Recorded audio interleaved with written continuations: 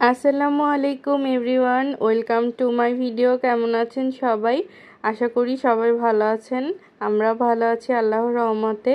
আমি প্রথমবার জিলাপি বানালাম, একদম এর আগে কখনো ট্রাইও করিনি, একদম ফার্স্ট টাইম।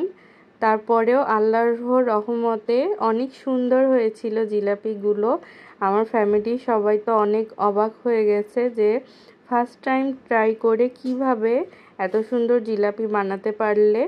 যদিও বা শেপগুলো সুন্দর হয়নি, তারপরেও খেতে কিন্তু অসাধারণ হয়েছিল। মানে ডিজাইনটা দেখতেই পারছেন, যেহেতু প্রথমবার, এর থেকে ভালো আর কি ডিজাইন করব।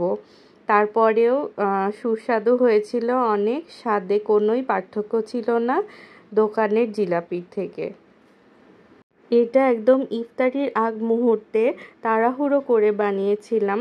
মানে জিলাপি বানাবো সেটা প্ল্যান করাও ছিল না। হঠাৎ করে আম্মুকে বলছি যে আম্মু আমি জিলাপি বানাবো। আম্মু বলছে আর মাত্র 45 মিনিট টাইম আছে, এর ভিতরে কি জিলাপি হবে?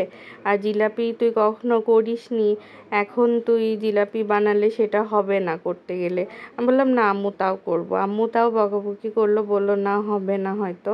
আমি বলছি না ট্রাই করি না একবার। তো তারপরেও যাই হোক, আল্লাহর রহমতে আমার জিলাপিগুলো হয়ে গিয়েছিল ইফতারির আগেই, আর খুব সুন্দর হয়েছিল। আব্বু এসে বলতেছিল আম্মু জিলাপি বানাতে শুরু করছো তুমি, হবে কি না? জিলাপি কিন্তু সহজে হতে চায় না।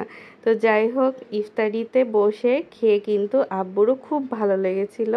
আব্বু বলেছে দোকানের জিলাপি থেকেও অনেক ভালো হয়েছে, অনেক সুন্দর জিলাপি। সবাই অনেক খুশি হয়েছিল। আজকে আপনাদের সাথে এই জিলাপি রেসিপিটা আমি শেয়ার করতে পারলাম না, কিন্তু ইনশাল্লাহ এই জিলাপির আমি ফুল রেসিপি ভিডিওটা দিব, যে বাড়িতে কিভাবে খুব কম সময়ে একদম দোকানের মতো জিলাপি বানানো যায়। এটা স্বাদে কোনো অংশেই হোটেল বা দোকানের জিলাপিগুলোর থেকে কম না। আমার পরিবারের সবাই এই গরম গরম মচমচে জিলাপি খেয়ে অনেক খুশি হয়েছিল ইফতারিতে। আপনারাও চাইলে ট্রাই করতে পারেন ইনশাল্লাহ। এর পরবর্তী ভিডিওতে আমি এই জিলাপির রেসিপিটা শেয়ার করার চেষ্টা করব। এখানে আমি চিনি শিরা করে নিয়েছিলাম, সেই শিরার ভেতরে এখন জিলাপিগুলোকে উল্টে পাল্টে নিচ্ছি।